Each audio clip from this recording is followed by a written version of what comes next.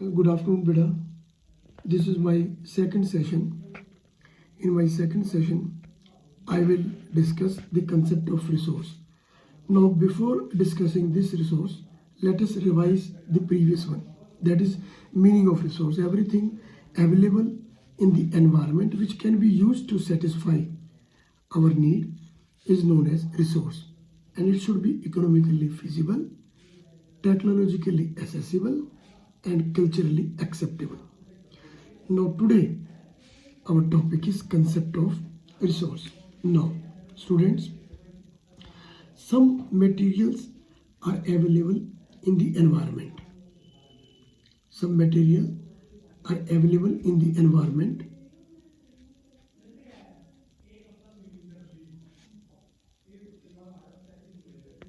that are directly used by man. But some materials are transformed into resources. There are some. Good morning, students. Today's topic is concept of resource. Students, some materials are available in the environment that are directly used by man, like air, water, and land. These are the material used by man directly. But there are some material which are transformed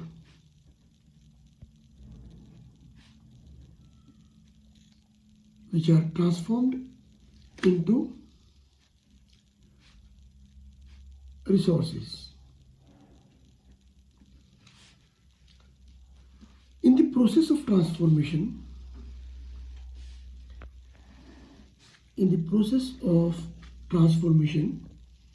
there is an interdependence.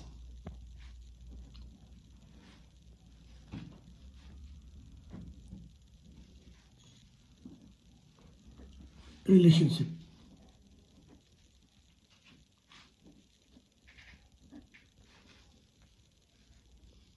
between nature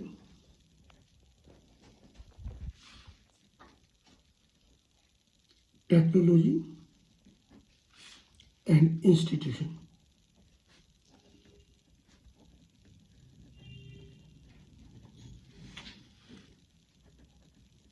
Man plays a predominant role in this process of transformation.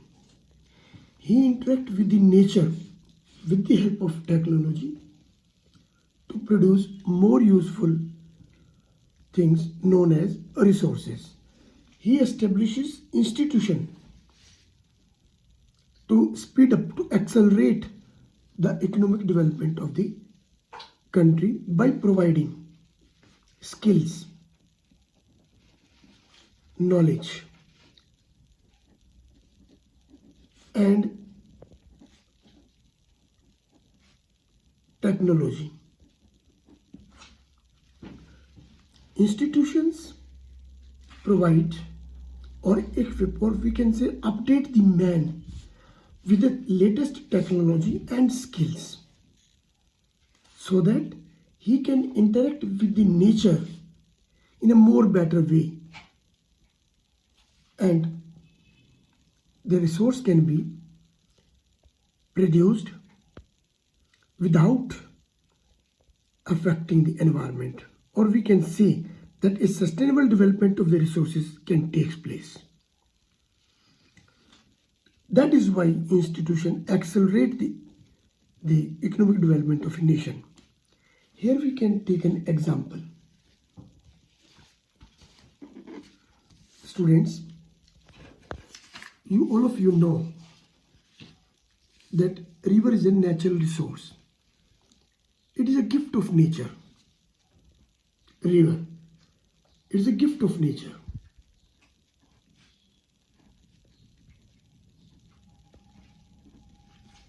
But river become a resource when its water is used,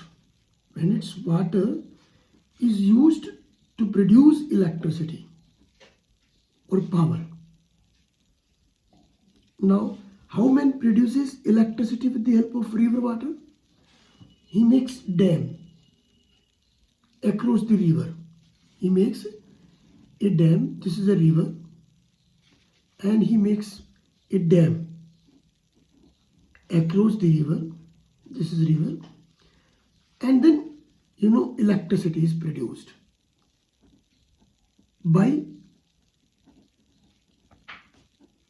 with the help of, or we can say with the help of, turbine. And your turbine is attached with a generator and electricity is produced.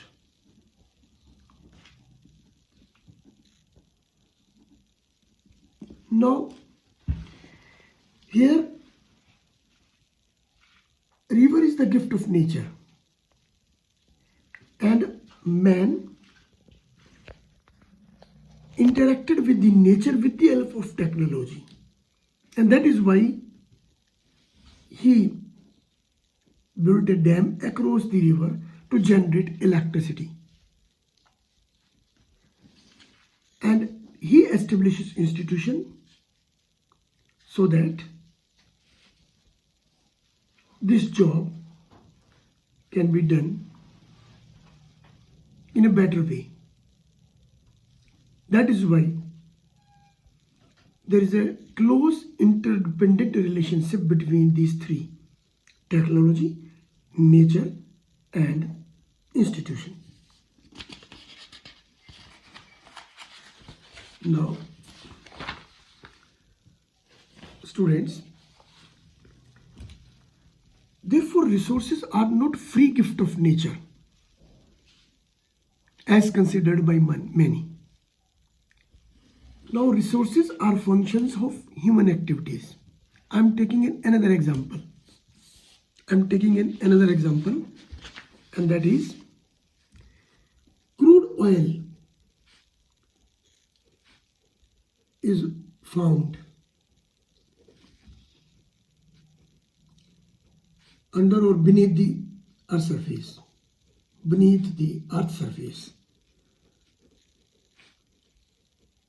Now, man, with the help of drilling,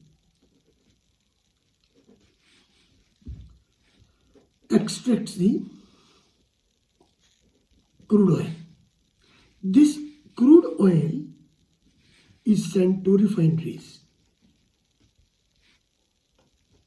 Students, there are so many refineries located throughout the India. And one of the refineries in Panipat, one is in Mathura, then in Koyali, then there is refinery in Ankleshwar. So many refineries are there, which are located in different parts of the country or in different states of India. So these refineries,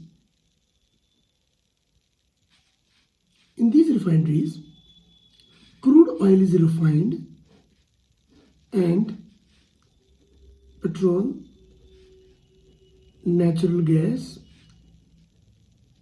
diesel, kerosene, or many chemicals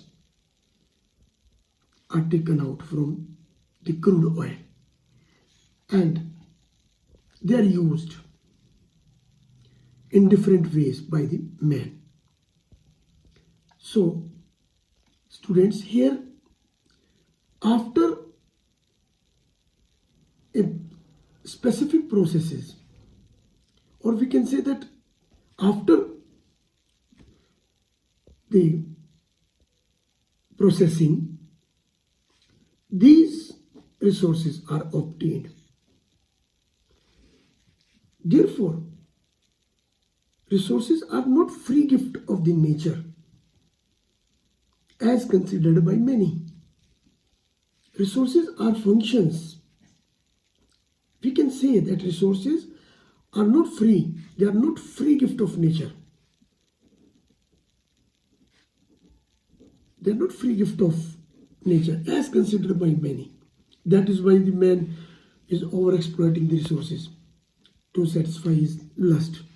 But it is not free gift of nature. Resources are functions of human activities. Human activities. You know, from extraction of oil, crude oil, and to becoming a petrol, natural gas, and diesel, so many activities are involved in this process. So they are not the free gift. We can't say that the resources are free gift of nature. They are functions of human activities. Human beings themselves are the important components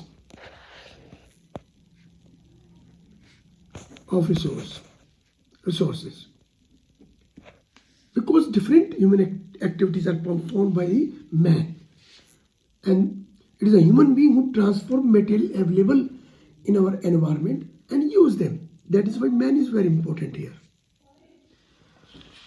Now, students, our next topic is classification or types of resources on the basis of origin. The resources are of two types: biotic resources and abiotic resources. Biotic resources are obtained from biosphere and have life, such as flora and fauna, fisheries, livestock. Means the term biotic means living or having lived. They have the capacity to reproduce and regenerate. There are some biotic resources I am showing you. This is a biotic resource, and they can be reproduced and they can be regenerated. Then this is also a biotic resource. The loin is also a biotic resource. Now, second one is abiotic resource. These are resources that are non-living. They are obtained from non-living things like water, land, air, minerals, metals. I am showing some metals to you. This is a abiotic resource.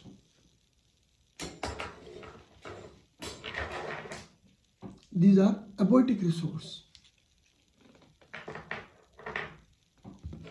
Now,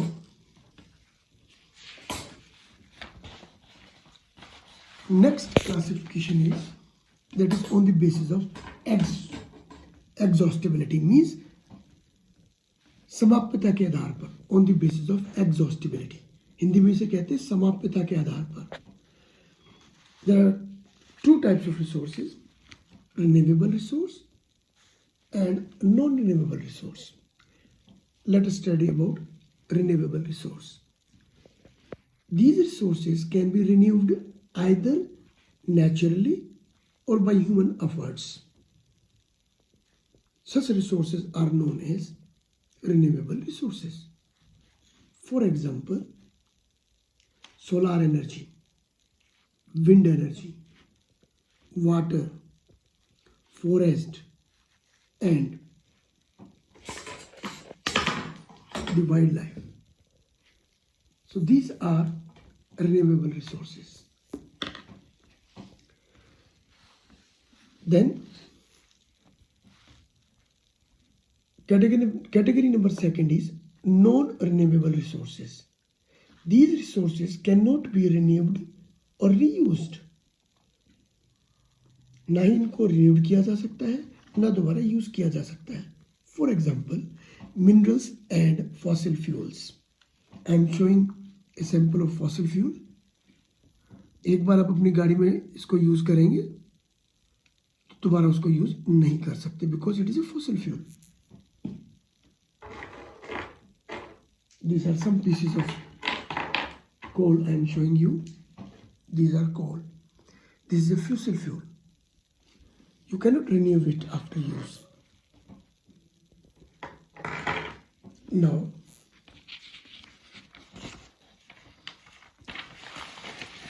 next category is on the basis of ownership. There are 4 types of resources. First one is individual resource. Second is community owned resource, national resource, and next is international resource. Let us take first the individual resource. Students, these resources are those resources which are owned privately by individuals. Many farmers own their land in villages. Urban people like you or people living in towns and cities, they are owners of plots and houses. They are the owners of scooters, car and bike. Such resources are individual resources because they are owned by the individual itself. Their ownership is individual. Second one is community owned resources. These resources belongs to the community. For example, pasture land, that is grazing land. I am showing the model of pasture land. These are pasture land. So this is a community resource because these pasture land are used by the whole community. So it is a community owned resource. Now, then second one is wells in villages. Villages में जो कुएं होते हैं ना, वो सब community owned resources है because whole the community uses them. Then public parks. There are so many public parks in your region. So they all belongs to the community. Now, then there are cremation grounds, Shamshan Bhumi, Shamshan Ghat. They do not belong to an individual or a person, but they belong to all the community.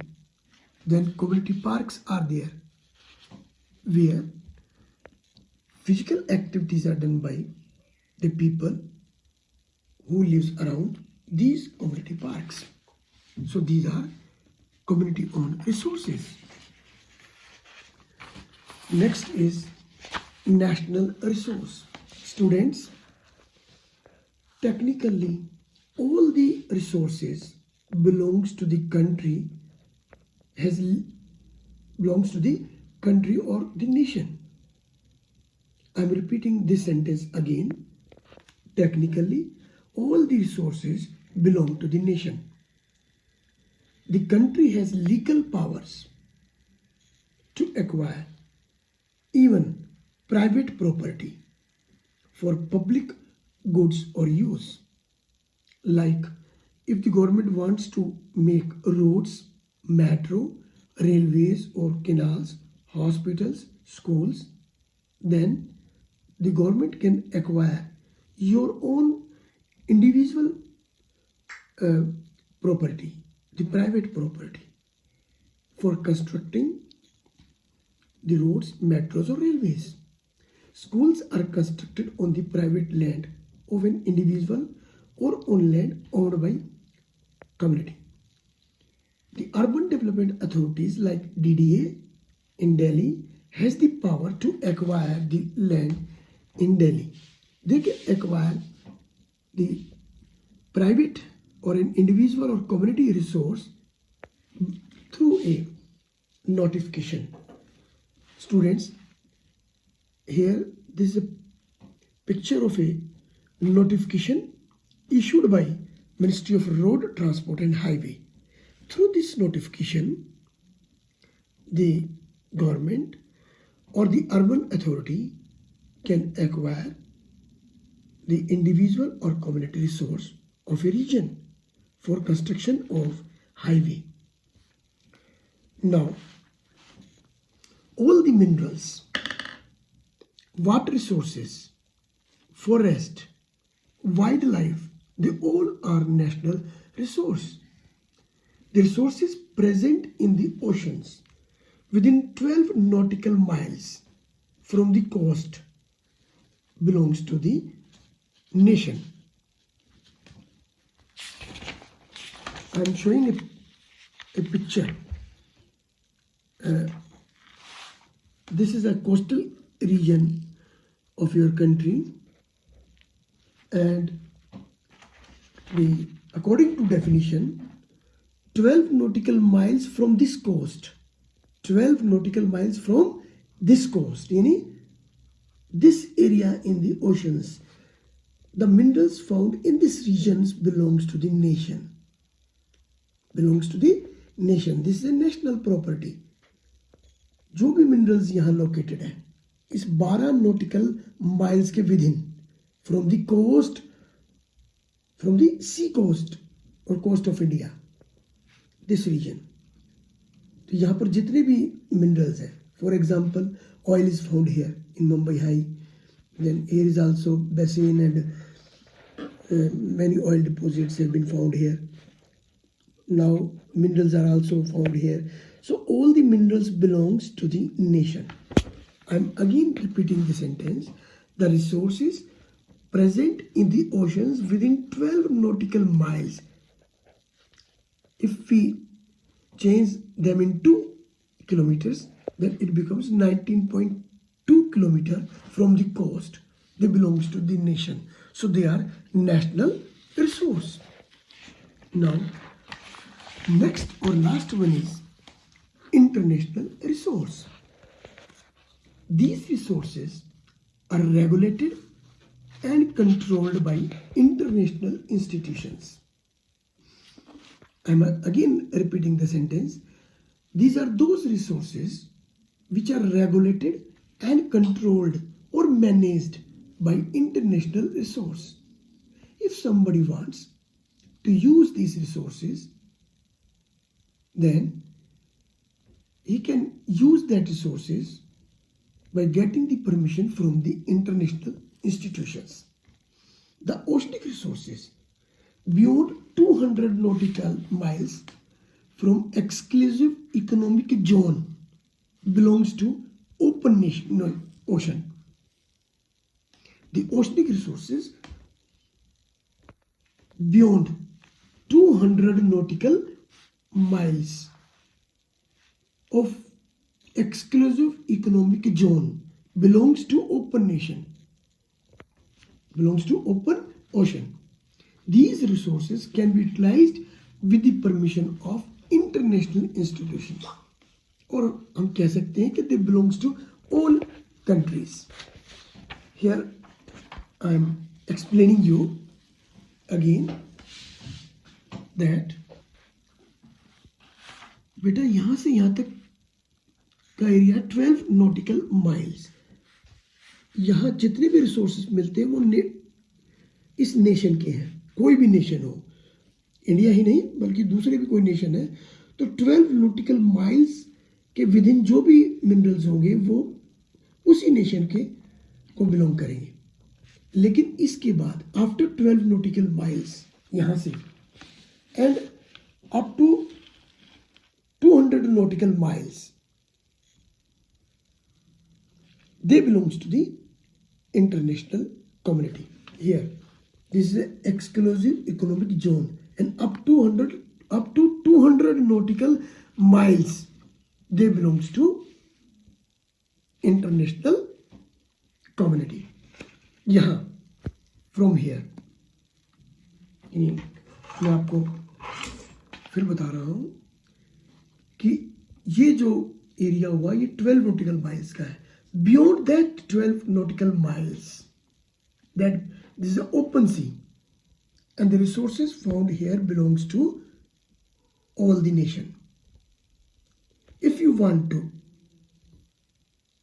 exploit these resources, then you have to take the permission of the international institutions. And 200 nautical miles is equal to 370 kilometers. Now,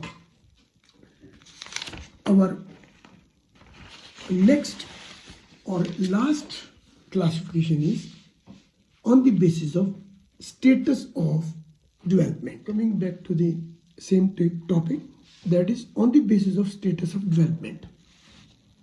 Potential resource, developed one, stock, and the last one is reserves. Let us take the potential resources. Students, these resources are those resources which are found in a region but not have been utilized properly or on very large scale. For example, the western part of India. I am showing you a map. This is the western part of India comprising Rajasthan and Gujarat. They have enormous potential for the development of wind and solar energy because Tropic of Cancer passes through it, and secondly it gets minimum rainfall, and your third is vegetation is also very less, so it has the greater potentiality to generate huge amount of solar energy. But here the solar energy is not used properly or on very large scale due to some reason. So these such type of resources are known as potential resources. Now come back to second one, that is developed resources. Students, these are those resources which are well developed. They are ready to use. For example, forest, rivers, petrol, coal. These resources are being used in present times. Or we can say that these resources are surveyed and their quality and quantity have been established or determined for its utilization.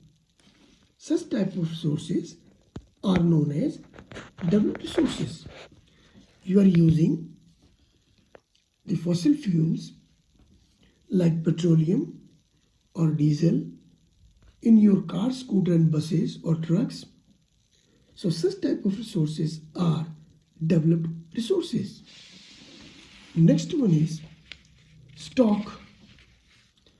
Students, I am using the word material. I am not using resources.